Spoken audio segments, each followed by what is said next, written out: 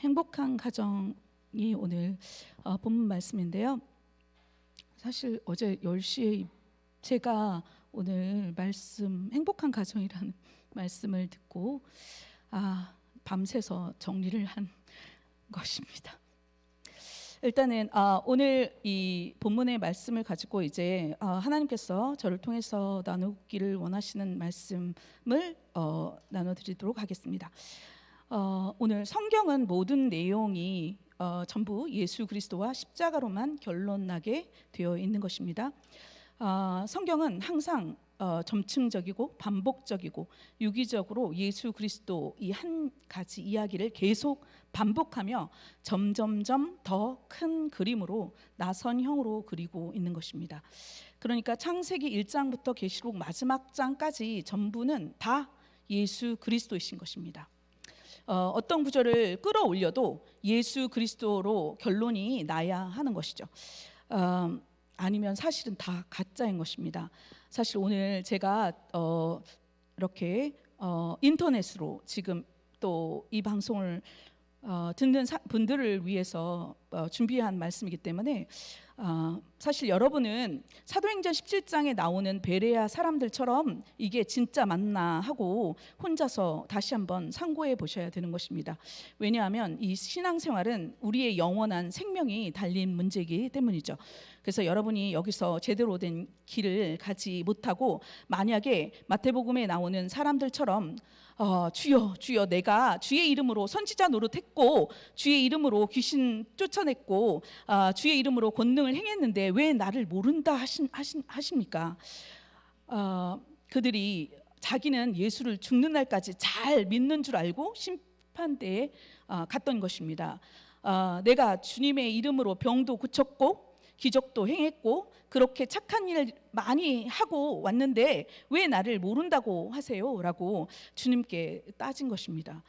이 방송을 듣는 사람 중에 그런 사람이 없으리란 법은 없지 않습니까? 그러니까 매일매일 두렵고 떨림으로 이것이 맞는가 신앙생활을 해야 하는 것입니다. 그것이 바로 사도 바울이 말한 두렵고 떨림의 의미인 것이죠. 그래서 오늘 우리가 읽은 본문의 내용으로 이제 들어가겠습니다.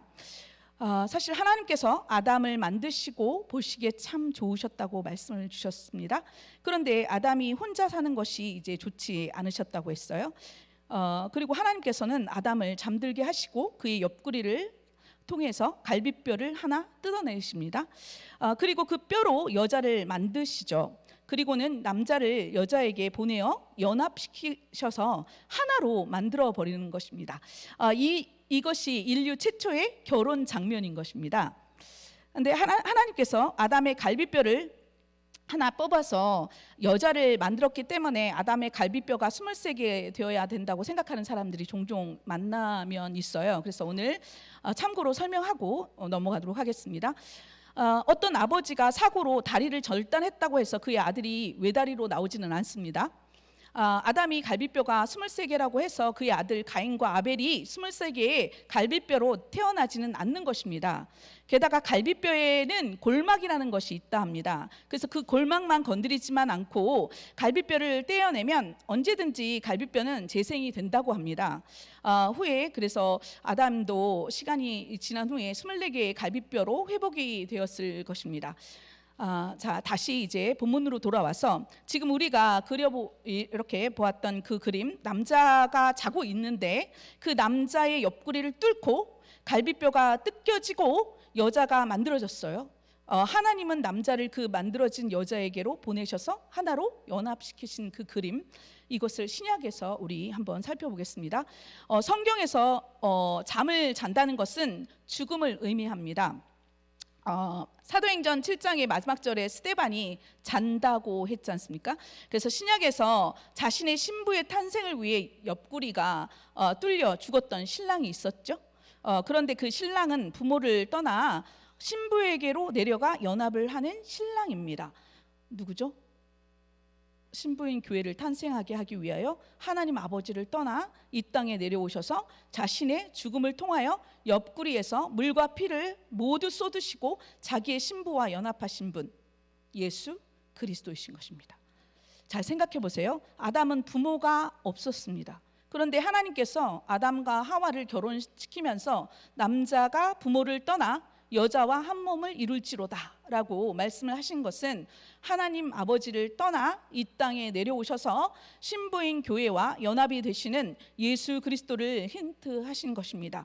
이렇게 잠자는 신랑 아담으로부터 신부인 여자를 만들어내시는 오늘의 본문의 이야기는 하나님께서 선악과를 따먹고 선악을 알게 되어 참된 선을 깨버림으로 보기에는 좋지 못한 이 상태로 만들어버린 인간들을 예수 그리스도의 죽으심을 통하여 다시 보시기에 좋은 선한 상태로 만드실 것을 그림으로 보여주시는 이야기였던 것입니다. 성경에서는 하나님의 뜻대로 행하는 것을 선이라고 합니다. 그래서 우리를 하나님의 형상대로 지으셨다는 이 말씀은 하나님께서 하라는 거 하고, 선악과 먹지 마 그러면 먹지 말고, 먹어 그러면 먹어야 되는 그런 존재로 우리는 지어진 것입니다. 가나안에 들어가서 아기까지 죽여 그러면 죽여야 하는 것이고요. 담아라, 시아버지랑 같이 잠자서 애를 낳아 그러면 낳아야 되는 것입니다.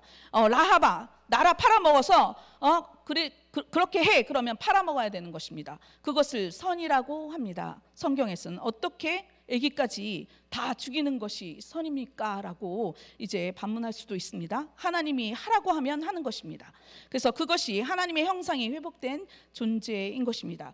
거기에 인본주의에 젖어 있는 인간들이 하나님이 당신이 틀렸습니다, 아각 살려냈어요, 송아지를 살렸어요, 사울이죠.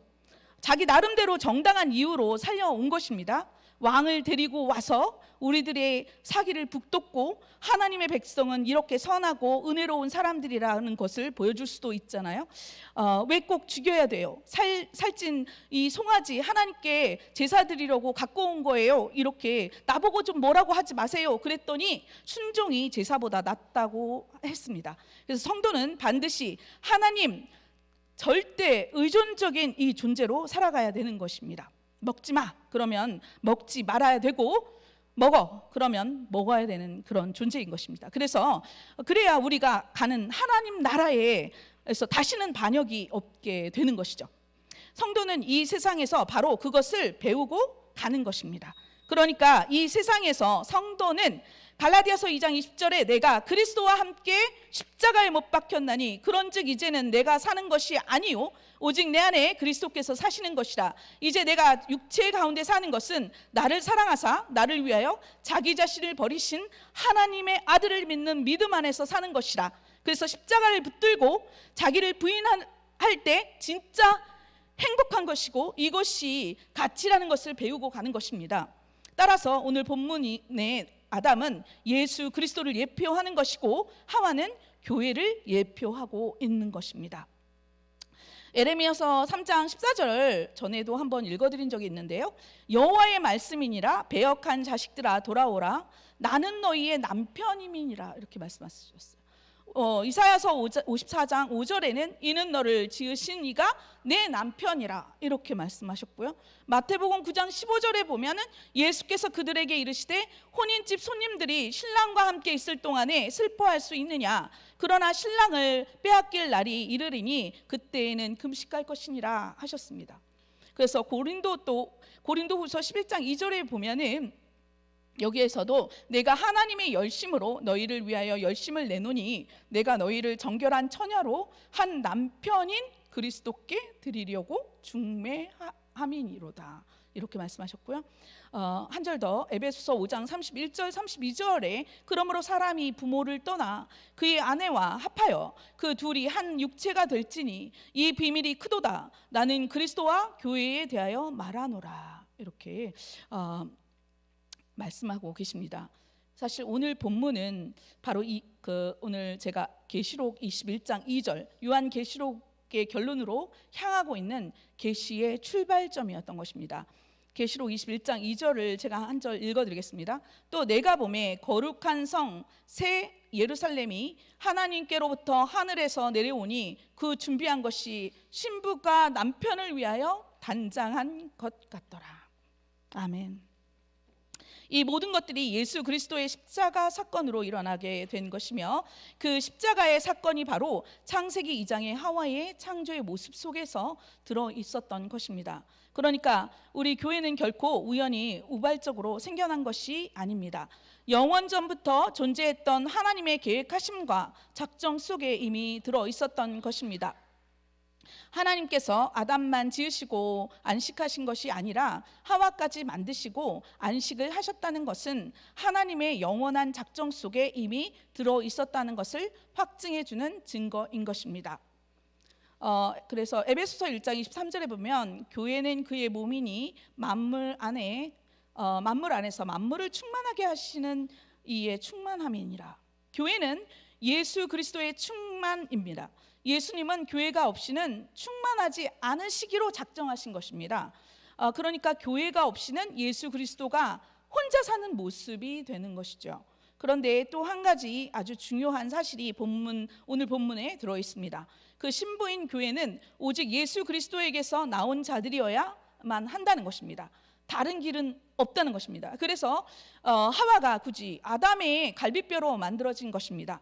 다른 재료로도 많은데, 다른 재료로도 충분히 만들 수 있는데 왜 굳이 사람의 내정을 헤집고 이 뼈를 꺼내서 여자를 만들어주셨겠습니까? 그것은 바로 예수 그리스도와 교회의 탄생이 어떠할 것인지를 미리 보여주신 것입니다.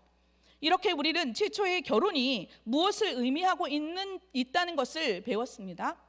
그렇다면 이제 하나님께서 우리에게 허락하신 이 결혼이라는 것을 우리는 어떻게 이해하며 어떠한 삶으로 그 결혼 생활을 채워야 하는지 이제 자명하게 드러난 것이죠. 그래서 하나님은 천국에 있지도 않은 결혼이라는 제도를 우리에게 주심으로 그 속에서 예수 그리스도의 십자가의 필연성과 하나님의 무한하신 은혜를 체험하며 예수 그리스도의 신부로서의 삶을 잘 훈련하라고 우리에게 결혼이라는 것을 허락하신 것입니다.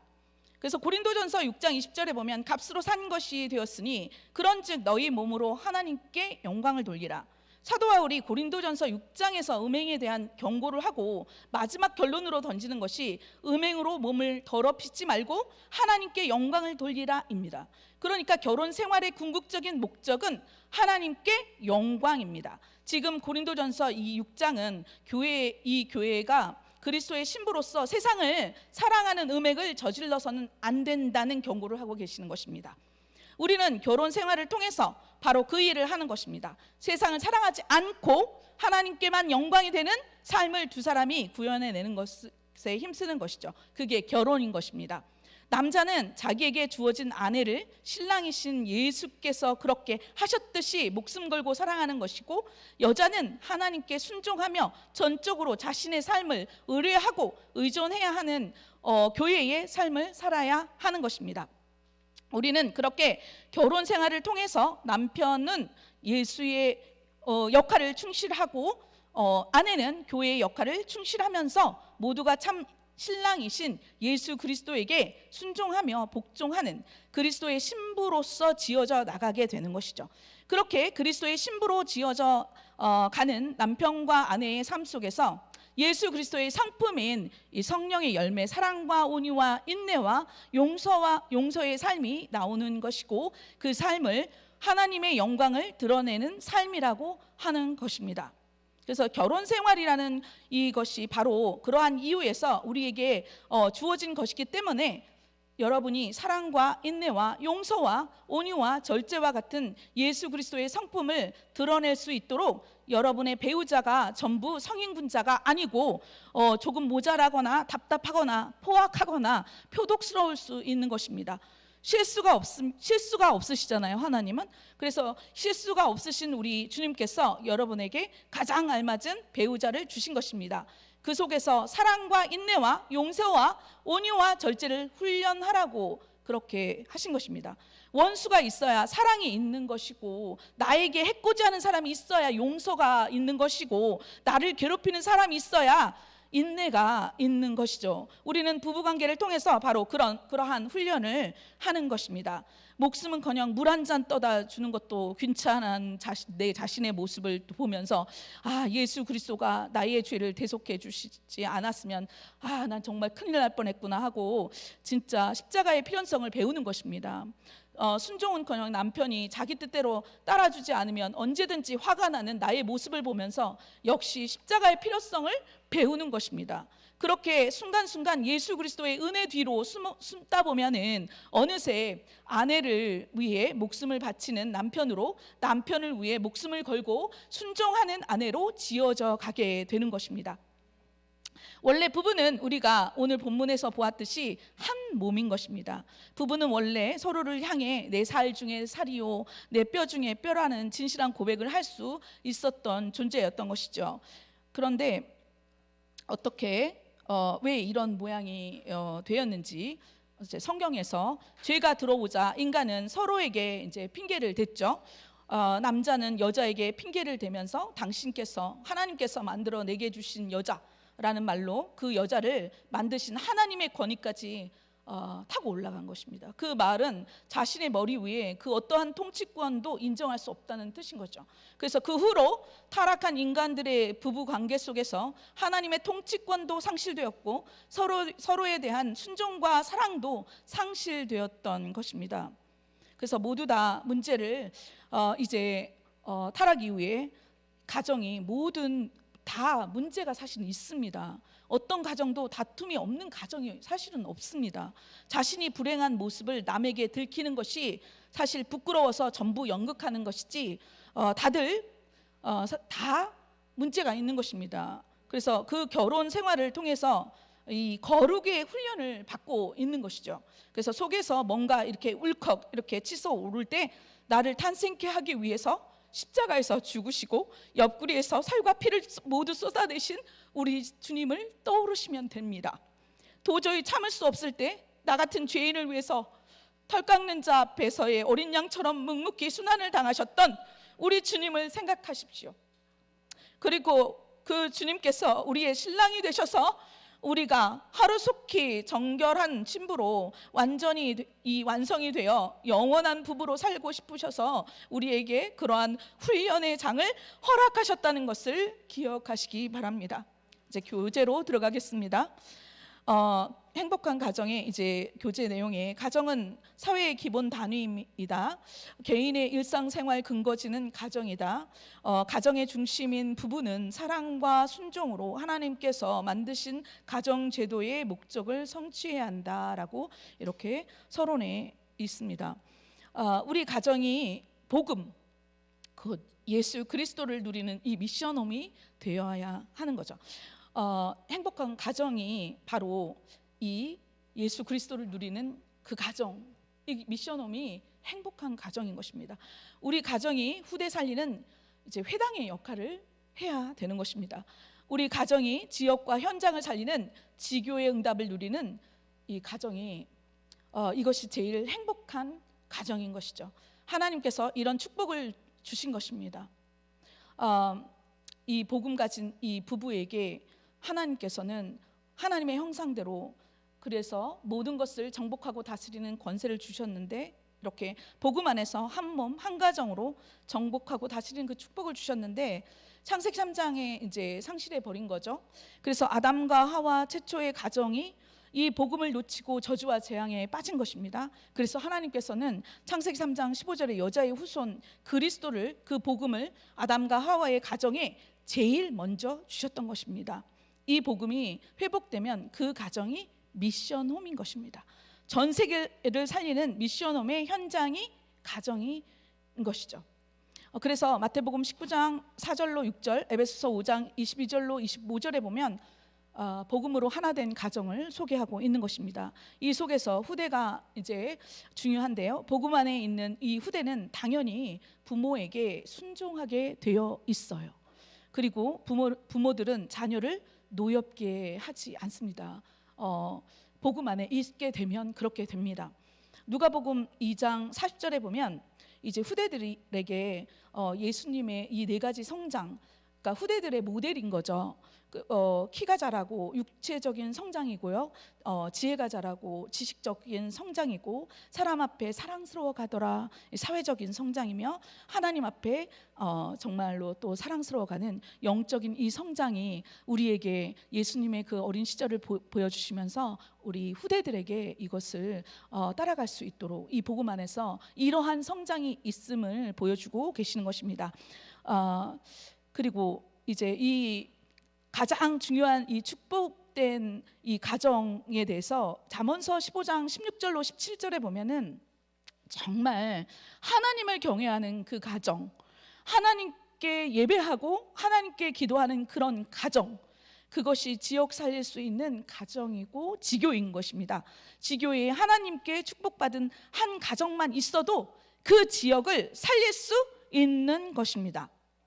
그래서 하나님께서는 이 온 가정이 구원받기를 있게 원하셔서 사도행전 16장 31절의 말씀에 주 예수를 믿으라, 그리하면 너와 내 집이 구원을 받으리라, 이렇게 말씀을 주셨죠. 그리고 창세기 7장 1절에도 보면은 이제 너와 내 온 집은 이제 방주로 곧 예수 그리스도께 들어가라. 그래서 13절에 모든 가족이 다 방주 되시는 예수 그리스도 안에 들어가서 그들만 살게 됐잖아요. 자, 여호수아서 24장 15절에 보면 오직 나와 내 집은 여호와를 섬기겠다, 이런 결단을 내렸죠. 이런 한 가정은 그 지역을 살리게 되는 것입니다. 그래서 사도행전 10장 1절로 2절, 22절, 24절에 보면 이 고넬료 집이 나오죠. 하나님을 경외하는 이 고넬료 집에 말씀운동, 생명운동이 일어난 것이었습니다. 생명이 들어갔기 때문에, 복음이 들어갔기 때문에 이게 당연한 결과인 것이죠. 베드로를 초청해서 고넬료는 그의 친척과 친구들을 다 모아서 이 복음, 이 생명이 살아나는 생명운동이 일어났던 것입니다.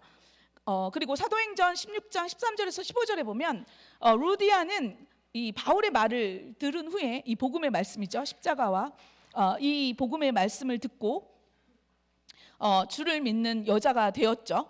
그 이제 결과로 그녀와 그 집은 또 다 세례를 받게 되고 그 현장이 생명운동이 일어나게 된 것이죠. 그래서 루디아의 집은 이 사도들이 빌립보에서 활동하는 거기에서 이 활동하는 동안에 이 거점이 되었던 것입니다. 하나의 시스템이 된 것이죠.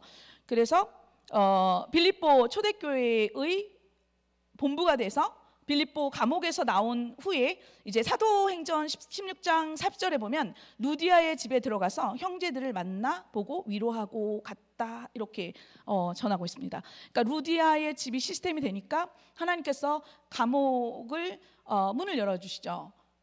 그 현장에 그 영향력을 미칠 수 있는 간수와 그의 가족들을 같이 팀으로 다시 묶어서 이렇게 하나의 한 팀으로 묶어 주신 것입니다. 그래서 이들은 바울이 로마 복음을 하는데 커다란 이 팀으로, 시스템으로 사용되었음을 우리가 성경을 통해서 볼 수 있는 것입니다.